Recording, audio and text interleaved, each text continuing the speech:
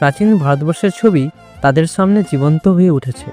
ঋষি ঋগভূষণের ছায়ামূর্তি তাদের সতর্ক করে বললেন, এই যন্ত্র শুধু জ্ঞান অর্জনের জন্য, কিন্তু এর অপব্যবহার করলে মহাপ্রলয় ডেকে আনতে পারে। সময়ের ভারসাম্য নষ্ট হলে বর্তমান, অতীত এবং ভবিষ্যৎ একত্রে মিশে যাবে। অর্ণব তার বন্ধুরা ভয় পেয়ে যন্ত্রটি ফের গুহার ভিতরে রেখে আসে, কিন্তু শহরে ফিরে তারা জানতে পারে যন্ত্রটি সক্রিয় হওয়ার কারণে 2025 সালে কিছু অদ্ভুত ঘটনা ঘটছে।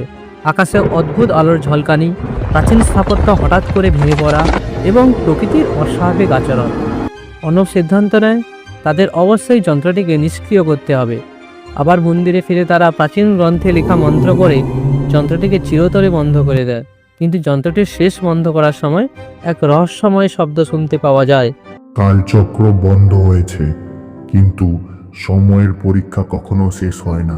গল্পের শেষে অর্ণব ভাবে হয়তো এটাই প্রকৃতির সতর্কবার্তা যে সময় ও অতীতকে নিয়ে খেলা করা উচিত নয়।